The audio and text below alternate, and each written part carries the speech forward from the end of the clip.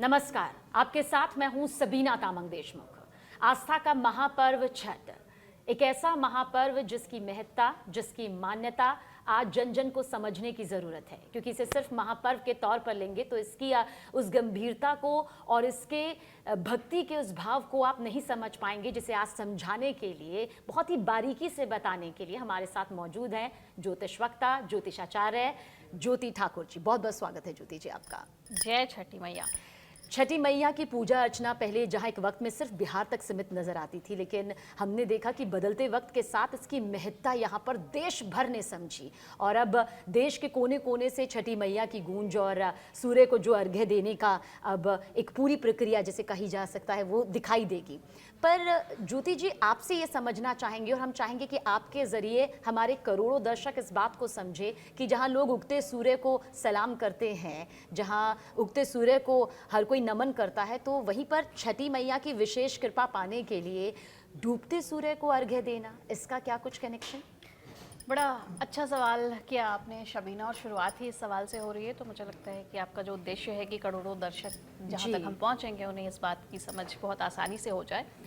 देखिए, उगते सूर्य को सलाम करते होंगे अरब के देश, क्योंकि इसके लिए कहावत भी वहीं से आई है, उगते सूर्य को सलाम ठोका जाता है। करते होंगे यूरोपीय देश, जहाँ के लिए कहावत बनी है कि राइजिंग सन को आप सल्यूट करते हैं। लेकिन भारत के साथ ऐसा नहीं है।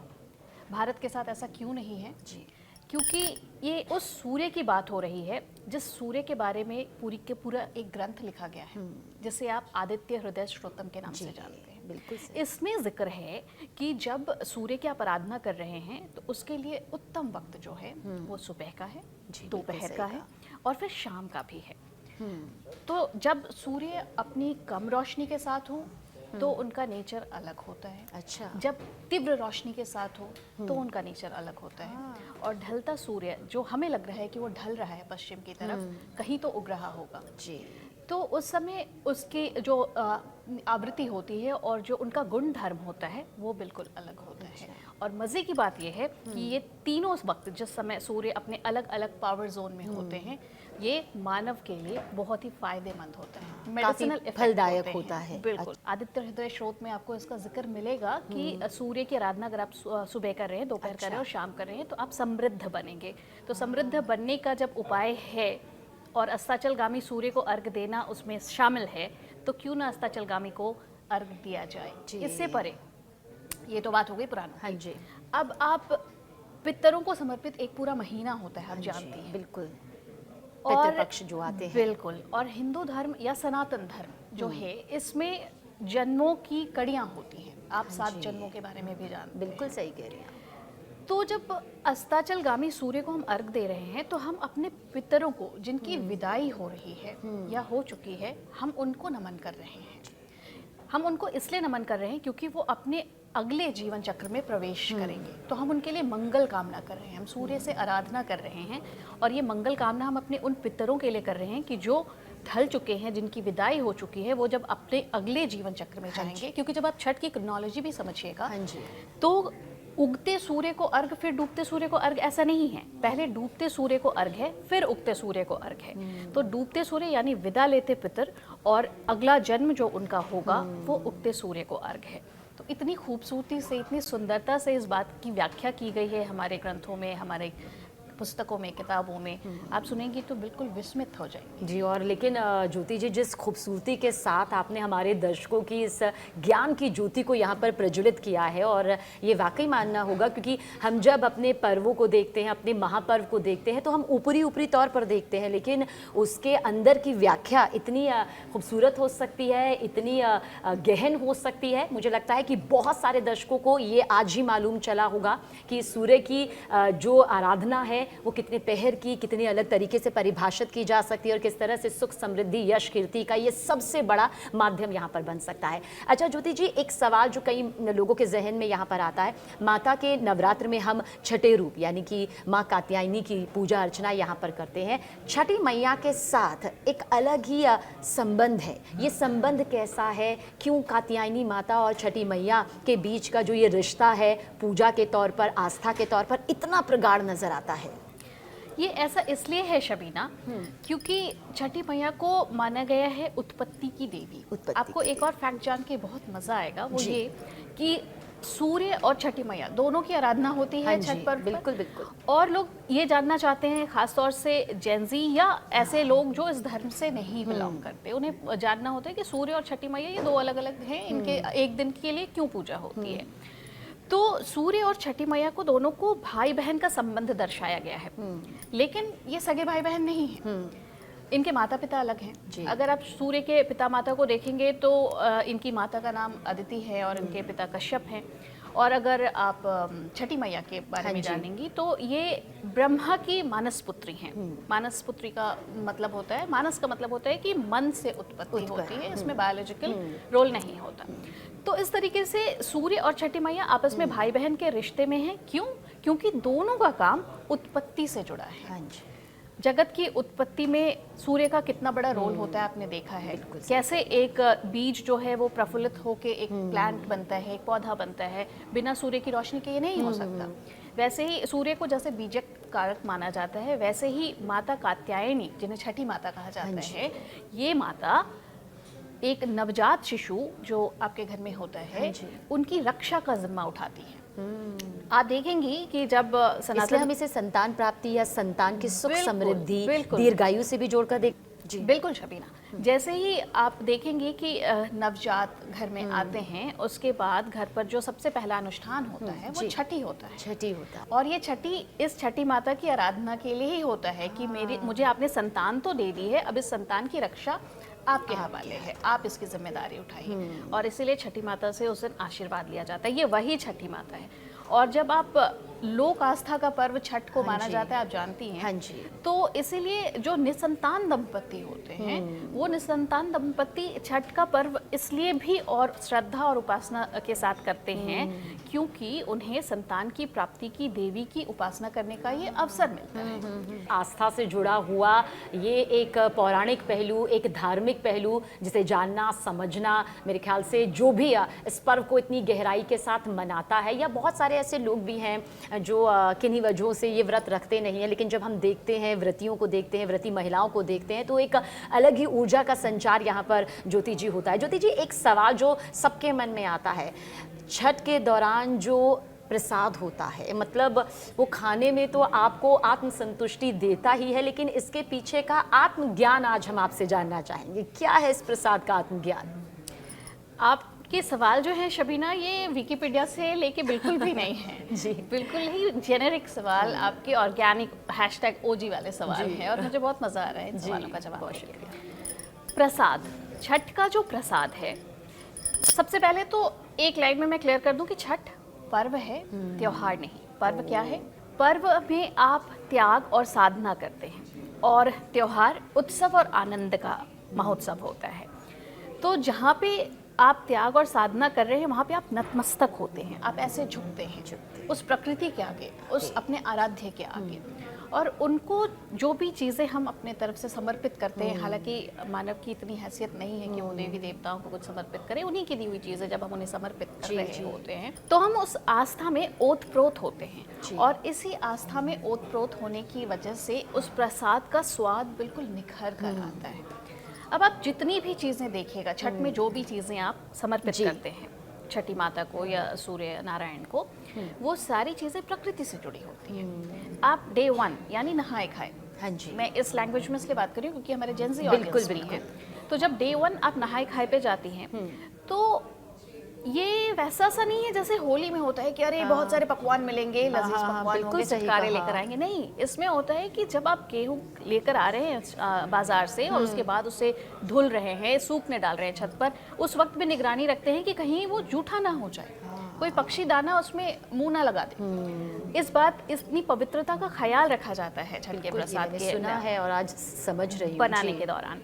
इसके बाद शबीना इसे पीसने के लिए लेकर जाते हैं इस गेहूं को, और पूरी श्रद्धा के साथ छठ के गीत गाते हुए घर का जो भी मुखिया होता है या जो भी ऐसे सम्राट सक्षम युवा हैं वो अपने कांधों पर अच्छा। ऐसी गेहूं की गठरी बनाकर वो लेकर जाते हैं और खड़े रहते हैं वहाँ पर जितनी देर तक गेहूं पिस ना जाए।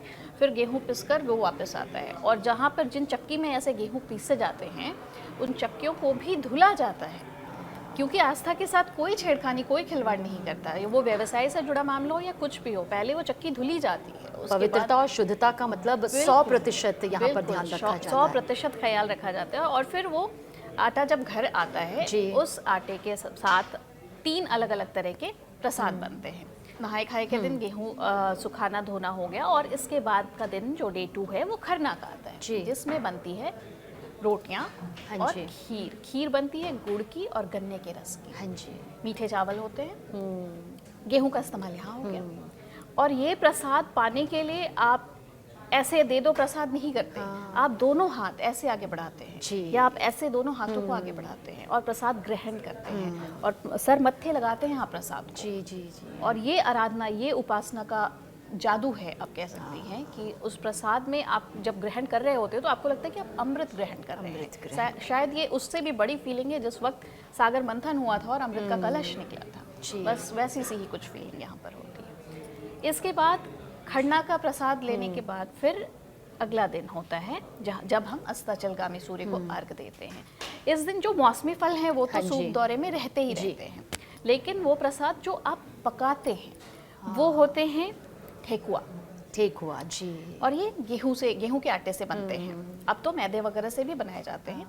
जैसे मैंने बताया 3 तरह के पकवान बनते हैं। तो गेहूं के आटे से गुड़ मिलाकर ठेकुआ बनाए जाते हैं, और गेहूं के आटे में शक्कर यानी चीनी की चाशनी को भी घोल के बनाते हैं, और इस तरीके से ये 2 वैरायटी हो जाती है ठेकुओं की खास तौर से। इसके बाद चावल के आटे का लड्डू भी बनाते हैं, जिसे बिहार में भुसुआ कहते हैं। अच्छा। वो मीठे मीठे से होते हैं। हाँ जी। इसके अलावा कई प्रांतों में पिड़किया बनाने का भी कल्चर है, जिसे होली पे गुजिया कहते हैं। हाँ जी। तो ये मुख्य प्रसाद के तौर पर अर्पित किया जाता है, और ये सारी चीज़ें जो हैं ये प्राकृतिक होती हैं। लेकिन ज्योति जी, यहाँ पर ये कहना पड़ेगा कि छठी मैया के प्रसाद के लिए जहाँ पर हमने बहुत सालों से इस प्रसाद को ग्रहण किया है, लेकिन जब कहते हैं ना कि किसी चीज़ के बारे में आपको जानकारी होती है, उसकी महत्ता के बारे में, उसकी गुणवत्ता के बारे में आप जानते हैं, तो उसकी कई गुना ज़्यादा जो है वो उसका प्रभाव हर तरीके से बढ़ जाता है। और इस दौर में हमें जहाँ लगता है कि जेनजी का जुड़ाव आध्यात्म से नहीं है, धार्मिकता से नहीं है, ऐसा नहीं है। मेरे ख्याल से जो चीज़ें हम एक दूसरे को वहाँ तक पहुँचाते हैं वो उसको समझते हैं। वो शायद उस ढोंग आडंबर पर विश्वास ना करें, लेकिन वो इस बात पर विश्वास करते हैं जो आध्यात्म तौर से जुड़ा हुआ है। और जब हम छठ महापर्व का जिक्र करते हैं, जैसा आप बता भी रही हैं, इसका धार्मिक पहलू भी है, आध्यात्मिक पहलू भी है, इसका ज्योतिषी गणना वाला पहलू भी है, और इसका वो वैज्ञानिक पहलू भी है। तो यही जेनजी का कनेक्शन हम चाहेंगे आपके जरिए ज़रूर जाए आगे। बिल्कुल शबीना, जैसे आपने बताया कि जेनजी तक जो बातें पहुंचाई जाती हैं, जो कैरियर है, लाइक मिलेनियल जो बातें जेनजी तक पहुंचाते हैं, या बूमर से अब जो भी जनरेशन को हमने नाम दिया है, वो उन तक जो बातें पहुंचाती हैं वो उनको अनफिल्टर्ड फॉर्म में नहीं लेते, वो अपने सेंसेस को यूज़ करते हैं, और उसके बाद फिर उसको रिसर्च करते हैं और फिर उन चीज़ों को अडॉप्ट करते हैं। उनकी ग्रास्पिंग कैपेसिटी अच्छी है, और उनकी ग्रास्पिंग के लिए फिल्टर्स बहुत सारे लगे होते हैं। और एक बात से मैं पूरी तरह सहमत हूँ कि आपने बताया कि इनका रुझान स्पिरिचुअलिटी की तरफ होता है, बजाय कि ढोंग आडंबर के। बिल्कुल सही। जब आप जेनजी की बात करें, अगेन जेनजी जो कि ओरिजिनलिटी के मास्टर होते हैं, #OG गैंग होते हैं, तो जब इन्हें छठ के बारे में जब इन्होंने पढ़ा, जाना, तो इनका जुड़ाव जो छठ से है, आप सोशल मीडिया पे इसकी झलक देख पाएंगे। आप देख पाएंगे कैसे सेल्फीज जो लेके डाली जाती हैं, वो it is not just because कि उन्होंने बहुत लैविश या फिर बहुत वंडरफुल आउटफिट्स पहने होते हैं, इसलिए नहीं, वो अपनी श्रद्धा दिखाते हैं। बहुत सारे ऐसे इन्फ्लुएंसर्स हैं जिनकी एक वीडियो पे आप देखोगे जो छठ से जुड़ी वीडियो है, वो 60 मिलियन 70 मिलियन परफॉर्म कर रही होती है, जो कि इतने लोगों ने उसे देखा, इतने लोगों के आईबॉल्स कैच किए हैं उस इन्फ्लुएंसर ने। क्यों? क्योंकि उन्होंने बिहार की इस पर्व के बारे में लोगों तक बताया कि कैसे कितना सेंटिमेंट्स जुड़ा है। बिल्कुल सही कह रही हैं ज्योति जी, मतलब लगता है कि इसे सिर्फ एक रील के तौर पर नहीं बल्कि रियल तौर पर लेने की भी ज़रूरत है। बिल्कुल बिल्कुल, और उसी की झलक इसमें दिखती है। अब जहाँ तक जेनजी की ओरिजिनलिटी और ओरिजिनल लविंग होने की बात है, तो वो इसलिए भी छठ को ज़्यादा पसंद करते हैं और जुड़ते हैं इससे, क्योंकि ये पूरी तरीके से ऑर्गेनिक है, कृत्रिम बिल्कुल भी नहीं है। बात प्रसाद की कर लीजिए, बिल्कुल सही बिल्कुल प्राकृतिक है, हाँ बिल्कुल जी। इसमें आपको वो फसल मिलेगी जो फसल आप कई दफे तक खाते भी नहीं है। और कोई इसमें समझौता नहीं है बिल्कुल कि कोई ग्लूटेन फ्री होने का, कोई लैक्टोज इंटॉलरेंट होने का कोई मामला जी, ही नहीं जी, बनता जी, यहाँ पर। और वो पूरी श्रद्धा से वो भी प्रसाद ग्रहण करते हैं। अगर ऐसा नहीं होता तो जो बड़े ब्रांड्स हैं वो ऐसे पैक करके ठकुए बेच नहीं रहे बिल्कुल सही कह रही हैं आप। दौर पर दौर बदलते गए, वक्त बदलता गया, चीज़ें बदलती गई, टेक्निक बदलती गई, लेकिन प्रसाद का जो पूरी प्रक्रिया जो आपने यहाँ पर बारीकी से बताई वो कभी नहीं बदली, वो कभी नहीं बदली। और जेंजी को वो सारी चीज़ें पसंद है, वो सारी चीज़ें वो दिल खोल के एम्ब्रेस करते हैं और एक्सेप्ट करते हैं जो नेचर को हार्म नहीं करते हैं, क्योंकि वो जानते हैं कि वो खुद नेचर है, वो नेचर का पार्ट है, प्रकृति का पार्ट है। तो उनसे जुड़ी प्रकृति को जो भी चीज़ हार्म नहीं कर रही है वो उनका दिल खोल के स्वागत करते हैं। और छठ से जैसे मैं बताया कि छठ में इस्तेमाल होने वाली जो भी सामग्री है वो पूरी तरीके से बायोडिग्रेडेबल होती है, तो वो अपने पर्यावरण को कहीं से भी नुकसान नहीं पहुंचाती। और रही बात श्रद्धा की, उपासना की, तो चूंकि इसका कोई बहुत बड़ा ऐतिहासिक कारण नहीं है, कोई बहुत बड़ा चरित्र आपको नहीं दिखेगा जिससे जुड़ी कोई कथा है, तो इस वजह से जैन ज़ी बहुत इजीली इन्फ्लुएंस होते हैं इन बातों से कि there is a supreme power, और उसी सुप्रीम पावर की आराधना जो है वो किए जाने का ये वक्त होता है, ये उत्सव होता है, इसलिए वो इससे ज़्यादा कनेक्ट कर पाते हैं, जहाँ तक मैंने ऑब्जर्व किया है उनसे। बस जाते जाते ज्योति जी, हम चाहेंगे जिन लोगों ने इस व्रत को एक तपस्या के तौर पर हमेशा से लिया और जो लोग ये व्रत नहीं भी रख पा रहे हैं, चाहे कोई भी वजह यहाँ पर रही, कोई ख़ास संदेश आप देना चाहें उन्हें धार्मिक या प्राकृतिक तौर पर? बिल्कुल शबीना, जैसे कि आपने शुरू में ही मुझे इंट्रोड्यूस किया ज्योतिष बता के, तो मैं बस 2 लाइन में ज्योतिषीय पहलू भी इसका बता देती हूँ। जब आपने चार्ट देखे होंगे कुंडली, बिल्कुल सही। उसमें आपने देखे होंगे कि 12 घर होते हैं और सूर्य जो है वो इस समय यानी कि कार्तिक के षष्ठी का जो समय होता है, इस समय में सूर्य अपने सबसे कमज़ोर स्थिति में होते हैं, तुला राशि में पहुंचते हैं और तुला राशि में सूर्य ग्रह को नीच का माना जाता है। ऐसे सभी जो भी ग्रह हैं, 9 ग्रह, उनकी नीचता उच्चता के बारे में जिक्र आपको ज्योतिष में मिल जाएगा। तो सूर्य एकदम प्रबल पश्चिम में होते हैं और पश्चिम में उनका जो पावर है वो कम हो जाता है। तो एक राजा जो नवग्रहों का एक राजा है, उसका जब पावर कम होता है तो जाहिर तौर पे कोई और पावरफुल हो रहा होगा। तो तुला राशि के स्वामी माने गए शुक्र, यानी कि शुक्राचार्य। तो पावरफुल कौन होगा? शुक्र। और दिशा क्या है? पश्चिम। तो पश्चिम दिशा के जो संस्कृति जो हमें नुकसान पहुंचा सकती है, जो हमारी सात्विकता को डेंट कर रही होती है, उसको कंट्रोल करने के लिए ऋषि मुनियों ने उस समय, ज्योतिष आज का नहीं है, उस समय इस 4 दिनों के अनुष्ठान की शुरुआत करी, नींव रखी उसकी, कि अगर सूर्य कमजोर है तो सूर्य को मानने वाले या सूर्य की उपासना करने वालों पर कमजोरी का असर ना पड़े। हम उस दौरान उसे अपनी उपासना से और ज़्यादा स्ट्रेंथन करें। जी। तो आप सोचो कि एक तरफ शुक्राचार्य जो वैभव भोग विलासिता के कारक बताए जाते हैं, वो पूरे मानव जाति को एक अलग दिशा में ले जाएंगे, लेकिन डिसिप्लिन के लिहाज से, उपासना के लिहाज से अगर ये 4 दिन जीवन के उसी ये कुछ 30 दिनों का समय होता है, उन 4 दिनों में उसका समावेश निकाल कर लेकर आए तो उस सूर्य को कितनी मजबूती मिलेगी। जी। तो ये उसका ज्योतिषीय पहलू होता है। तो कोई भी त्योहार हो, कोई भी व्रत हो, कोई भी उपासना हो, उसको अगर आप ज़्यादा बेहतर तरीके से पढ़ेंगे, उनकी बारीकियों को समझेंगे, तो आप दूसरी जगह पर भी ये बातें पहुंचा पाएंगे और आप बहुत गर्व से ये भी बता पाएंगे। शबीना, यहाँ एक और चीज़ मैं मेंशन कर दूं कि हमारे प्रधानमंत्री नरेंद्र मोदी जी ने अभी जो जिक्र किया छठ महापर्व को लेकर कि यूनेस्को के जो इंटैंजिबल हेरिटेज, कल्चरल हेरिटेज है, उसमें भी भारत सरकार की पहल है कि इसे हम रजिस्टर करवा पाएँ उसमें। तो जब पहल हो गई है तो निश्चित तौर पर हम सफल हो ही जाएंगे। तो अब छठ सिर्फ बिहार का नहीं है, छठ ग्लोबल पर्व है और इसे आपको उतने ही मान सम्मान और श्रद्धा से मनाना चाहिए जितने मान सम्मान और श्रद्धा से प्रकृति आपको अपनाती है। और जाते जाते बस यही कहेंगे कि भक्ति का भाव या तो समझा जा सकता है और समझ कर समझाया जा सकता है, और ये जो काबिलियत होती है वो सब में नहीं होती। लेकिन ज्योति जी, बहुत बहुत शुक्रिया, आपने भक्ति के इस भाव को और छठ मैया के इस ईश्वरीय दिव्य शक्ति के प्रभाव को न सिर्फ समझा, हमारे दर्शकों को समझाया भी। जय छठी मैया। जय छठी मैया।